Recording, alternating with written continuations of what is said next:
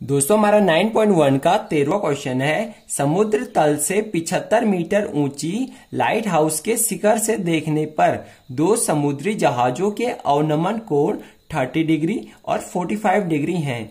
यदि light house के एक ही ओर एक जहाज दूसरे जहाज के ठीक पीछे हो तो जहाजों के बीच की दूरी ज्ञात कीजिए। यानी दोस्तों हमें क्वेश्चन में दिया है कि एक समुद्र तल है, यानी समुद्र तल इस प्रकार का है और इस समुद्र तल में एक लाइट हाउस है। माना हमारी जो लाइट हाउस है वह इस प्रकार है और लाइट हाउस की जो ऊंचाई है वो है 75 मीटर और हमें दिया है कि लाइट हाउस के शिखर से देखने पे दो जहाजों का अवनमन कोण और जहाज एक के पीछे एक है। यानी अगर पहला जहाज यहाँ पे है तो दूसरा जहाज उसके पीछे यहाँ पे है। और हमें दोस्तों क्वेश्चन में दिया है कि लाइट हाउस के शिखर से देखने पर, लाइट हाउस का शिखर ये है तो लाइट हाउस के शिखर से देखेंगे तो अवनमन कोण यानी जो ये वाला कोण होगा, जो ये वाला कोण होगा उसे अवनमन कोण कहेंगे। और अवनमन कोण को हम ऐसे नापते हैं, यानी ये एक क्षैतिज रेखा है तो इस प्रकार अवनमन कोण को नापते हैं। और माना यह 30 डिग्री का है, ये 30 डिग्री का है और ये 45 डिग्री का है। हमें क्वेश्चन में दिया है कि अवनमन कोण 30 डिग्री और 45 डिग्री के हैं। तो ये वाला 30 डिग्री का है, यानी जो ये वाला है ये 30 डिग्री का है तो ये वाला भी 30 डिग्री का होगा। क्योंकि ये एकांतर कोण है इसलिए ये 30 डिग्री का है तो ये भी 30 डिग्री का होगा। अब दोस्तों ये वाला 45 डिग्री का है, यानी यहां से लेके यहां तक 45 डिग्री का है तो ये वाला भी 45 डिग्री का ही होगा। ये अवनमन कोण के रूल हैं। अब हम दोस्तों इसका नामकरण करेंगे। चलो हम लिखते हैं इसे ए, इस बिंदु को बी, इस बिंदु को सी और इस बिंदु को डी। अब हम दोस्तों इसके बारे में पूरी डिटेल यहाँ पे लिखेंगे। दोस्तों हमने इस चित्र के बारे में लिखा है, माना समुद्र तल से 75 मीटर ऊंची लाइट हाउस ए बी है। ये हमने समुद्र तल माना था और इस समुद्र तल से 75 मीटर ऊंची एक लाइट हाउस है और इसे हमने लाइट हाउस माना था।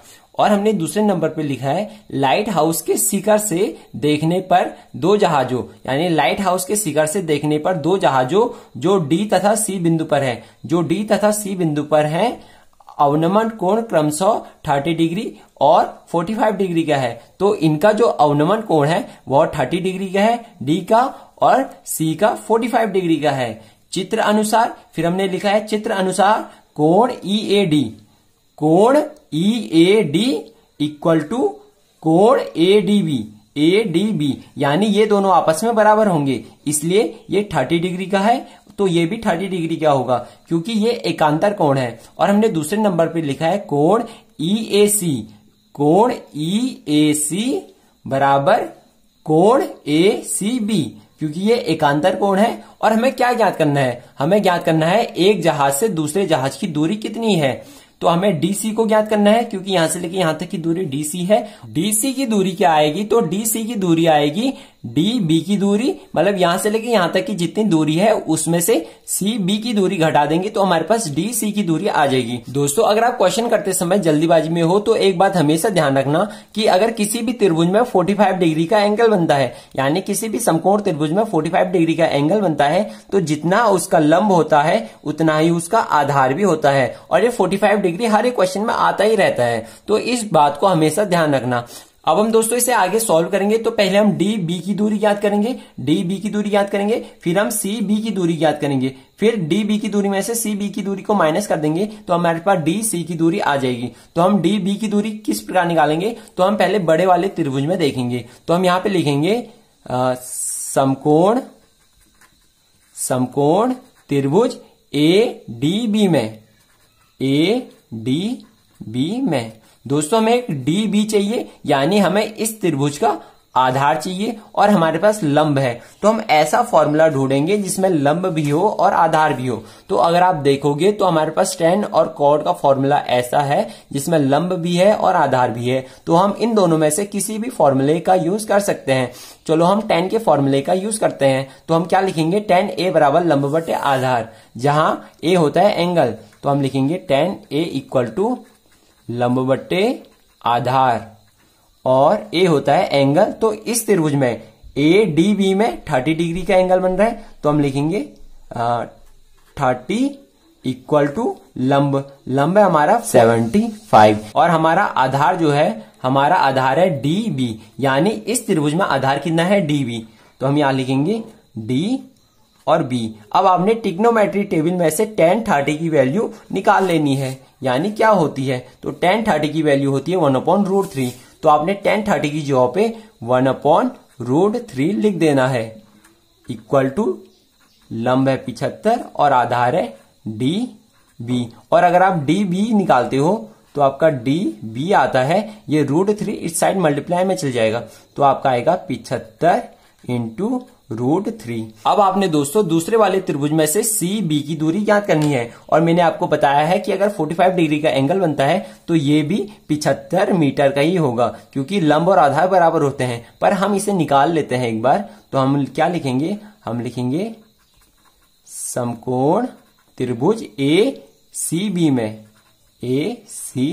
में हमें आधार चाहिए और हमने लंब को निकालना है, तो हम ऐसा फॉर्मूला ढूंढेंगे जिसमें लंब भी हो और आधार भी हो। तो हम tan और cot में से किसी भी फॉर्मूले का यूज कर सकते हैं, तो हम चलो cot के फॉर्मूले का यूज करते हैं। तो cot होता है आधार बट्टे लंब, तो हम क्या लिखेंगे, cot A इक्वल टू आधार बट्टे लंब। A होता है एंगल, तो इस त्रिभुज में 45 डिग्री का एंगल बन रहा है, और हमारा आधार कितना है, आधार है हमारा CB, तो हम लिखेंगे CB अपॉन लंब है हमारा 75।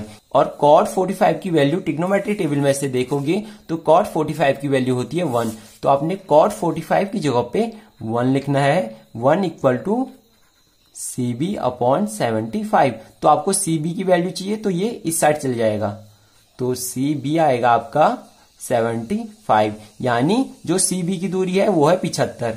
अब हम दोस्तों DB और CB का मान इसमें रख देंगे, यानी हमें DC का मान चाहिए, तो हम क्या लिखेंगे, DC इक्वल टू DB है हमारा 75√3, फिर माइनस CB, और CB है हमारा 75।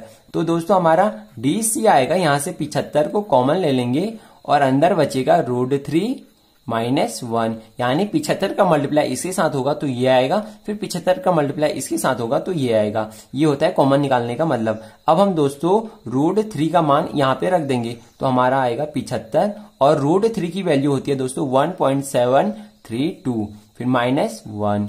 अब हम इसमें से इसे घटाएंगे तो हमारा अंदर बचेगा 75 इंटू 0.732। अगर हम दोस्तों इन दोनों को मल्टीप्लाई करते हैं तो हमारा आता है 54.90 मीटर।